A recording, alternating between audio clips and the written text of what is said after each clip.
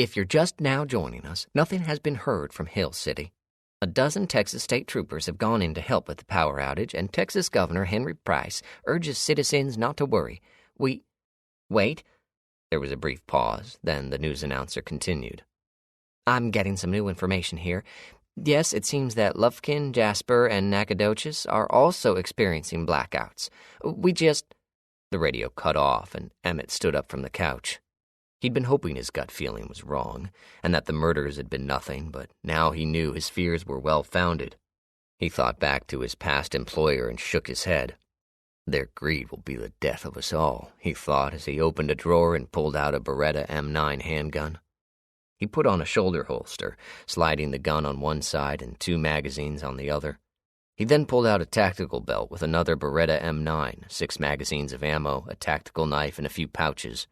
Putting the belt on, he walked over and looked in the mirror. He had short black hair, brown eyes, a scar on his left cheek, and features like a hawk. He was in great shape, which made it hard to tell he was 40 years old. He wore a white t-shirt, loose-fitting jeans, and combat boots. He put on his black cowboy hat and dark brown duster, which had an odd assortment of items in the pockets. Then he pulled 2 duffel bags out from under the bed and went outside. He put the bags in the bed of his black 4-door Ford F-450 Super Duty, but it wasn't a normal F-450. The year before, he'd put over $300,000 of upgrades into it, making it a fortress on wheels. He'd upgraded the engine, tires, and suspension, and the inside was as tricked out as it could get. There were bars over the windows, including the windshield and topper windows, which were all made of bulletproof glass. The body of the truck was also bulletproof, with extra plating welded on in strategic locations. Add to that, the matching heavy-duty topper had a pivoting shooting bench welded to the roof, and the heavy-duty grill guard with a winch.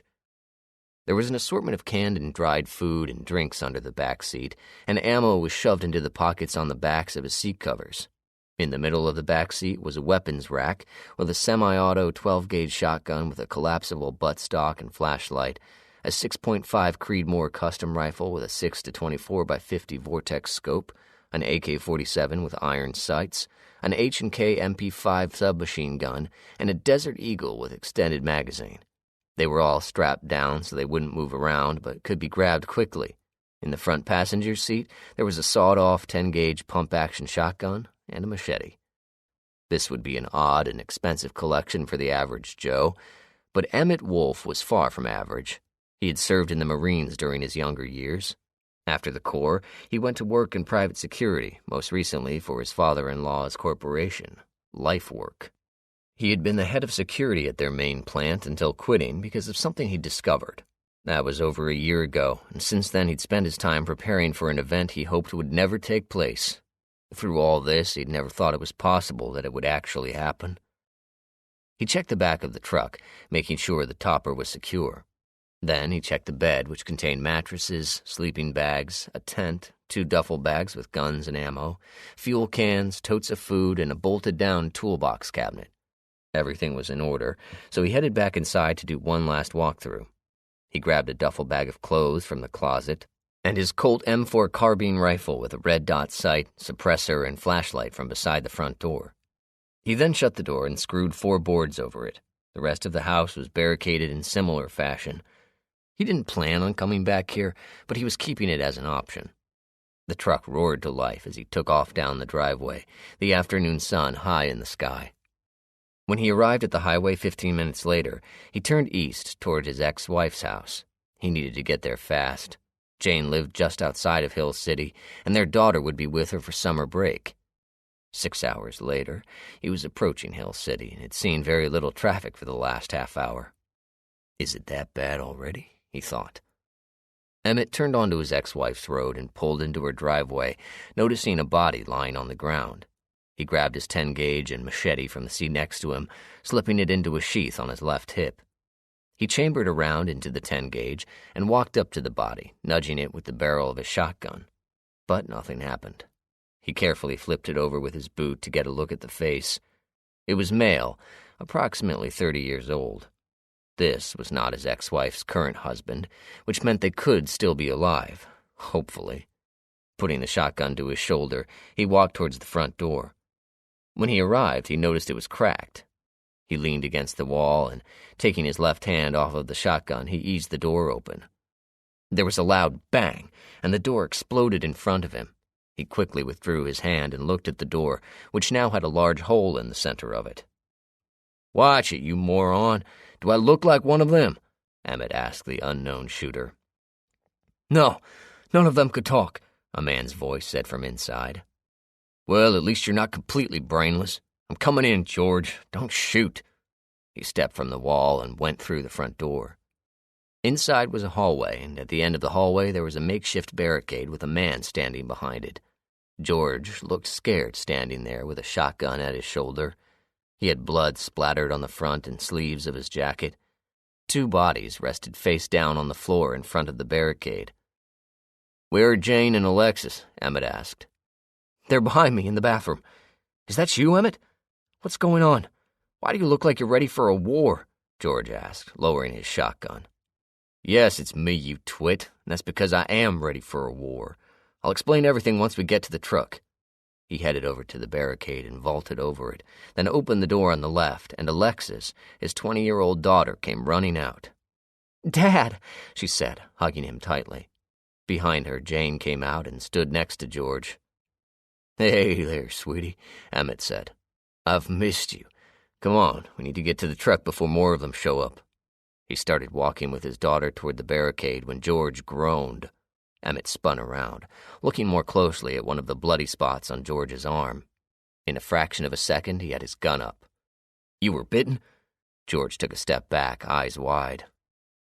"Yeah? Why does that matter? It's just a bite." "It's not just a bite," he said, looking at Jane. "It's how the infection spreads." "Infection? What are you talking about?" Jane said, moving to George's side. Emmett looked at his daughter and then looked back at George and Jane. He lowered his shotgun. "The infection?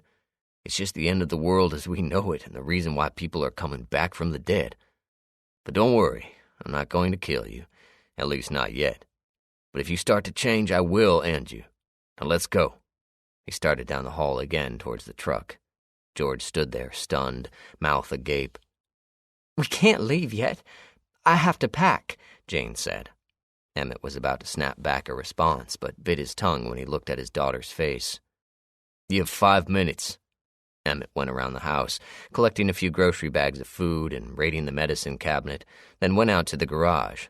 Finally, after 30 minutes, George and the girls came out of the house, each carrying a suitcase. Emmett took the suitcases, throwing them into the bed of the truck. "George, you'll sit in the front with me. Jane and Alexis, you sit in the back. Let's get moving," he said as they got into the truck. "Geez, Dad, what are all these guns for?" Alexis asked, grabbing the MP5. "Insurance. You remember how to use them?" "Of course I do. You've had me shooting since I was 12. She took a closer look at the MP5. She knew how to use a firearm, but had never used anything like this before. Her dad was very protective, and when she was old enough, he'd had her take self-defense classes and learn to shoot. At the time, she'd enjoyed it, but didn't realize how beneficial it had been until she was mugged. Well, the perp had tried to mug her with a knife, but you know what they say. Even now, she carried her compacted S&W .38 revolver in her purse. "Good. Just making sure." He smiled as he turned around and started the truck. "Buckle up." They left the driveway and hit the main road. Emmett was glad for all the time he'd put into training his daughter, but he never would have imagined her training would be used for this. Alexis took a few minutes to examine the MP5, finding the safety, figuring out how to chamber around, ejecting the magazine, and getting the general feel of the gun. Jane sat there, staring at her husband, as George began to take heavier and heavier breaths. "George, honey, are you feeling all right?" Jane asked, putting a hand on his shoulder. "Yeah," he said, coughing. "I feel fine. Just a little cough. Must be getting a cold." "Are you sure? You don't look too good," Alexis added. "Will you just leave me alone? I'm fine," George snapped. Jane looked like she wanted to say more, but didn't. She removed her hand from his shoulder and sat back looking worried, glancing between Emmett and her husband. The sun began to set, casting long shadows on the road as George wheezed and coughed. It was getting worse by the second. Emmett pulled the truck off the road and jumped out. He walked around to the passenger side and jerked George out. "Hey, what are you doing?" George asked in indignation. He wheezed as he stood on shaky legs, a sheen of sweat coating his pale complexion. "You're infected, and you'll turn any time now," Emmett said, pulling the Beretta from his shoulder holster. "How do you know that?" George asked, weakly pointing an accusing finger. "I've seen it happen before." "So you're going to kill me, just like that?" George coughed again and looked down in horror. Blood was splattered on his hand and dripped from his mouth. "Just like that," Emmett said, training his gun on George's forehead. Jane came around the truck, running to George. "Stop it!" she yelled desperately as she went to stand in front of her husband. "You can't kill him." "Sure I can. It's either that or he'll die, turn into one of them, and kill us. And I'm not letting you decide that." He kept his gun pointed at George. "Dad's right.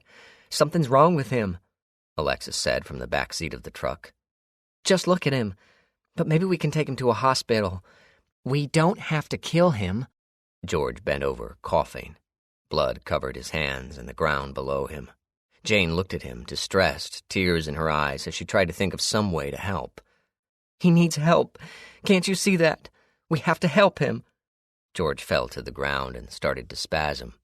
Jane went down next to him, tears streaming freely down her face as she tried to hold him. "Get back now. He's turning." But Jane didn't move, so he addressed his daughter. "Look away." He had taken 4 steps towards them when George stopped coughing, stopped moving, stopped breathing. He lay there, dead. "We need to go, now," Emmett said, trying to pull Jane away from her husband's lifeless body. "No," Jane whispered as she stubbornly held on to him. George opened his eyes, but they weren't his eyes anymore. These eyes were bloodshot, gray, lifeless. He let out a groan and moved his hand toward Jane's face. She gasped, pulling away. There were bruises all over his body from where his blood veins had burst open under the skin. "Back, now!" This time she didn't resist as Emmett roughly hauled her away from the undead George. "Honey, are you okay?" Jane asked George as Emmett let her go. George cocked his head as he looked towards her, rising unsteadily to his feet. He growled and lunged for them, but was stopped mid-lunge as the muzzle of Emmett's gun flashed in the gathering darkness, and the bullet tore a hole through his head. His head jerked back, and he fell, rolling into a ditch on the side of the road. "No!" Jane screamed as she tried to run to him, but Emmett grabbed a hold of her. "You bastard!" She hit him, trying to get loose. "Alexis, come get your mom and get her back into the truck, now!" He handed Jane to Alexis, and then he went down to the ditch. A second gunshot could be heard over Jane's screams for her husband. He rolled George over with his foot. There was a hole in his forehead, and half his face was missing. "Just like that," Emmett said. He turned around and walked back to the truck, climbing in and speeding off down the road with one less passenger. Jane was crying in the back seat with her head in her hands. "I'm so sorry, Mom," Alexis said, trying to comfort her mother. She reached over and gently laid her hand on her mother's shoulder. "Are we going to Dallas, where we're safe from this infection?" Alexis asked. "No, we're going north. It won't be long before this spreads to the bigger cities," he said as he topped out at 70 miles an hour, heading west to the interstate. As they hit I-45 an hour later, they had passed no one on the road. But now they began to see the headlights of traffic. Emmett turned on the radio to hear a series of 3 beeps, followed by a prolonged beep. "This is the emergency alert system. This is not a test. There have been major power outages all over Texas, and we urge citizens to stay indoor—" The broadcast cut off as Emmett changed the radio to a classic rock station. Jane had stopped crying and was looking out the window with a blank expression. "Dad, what's going on?" "Something really bad, honey, and it's just beginning."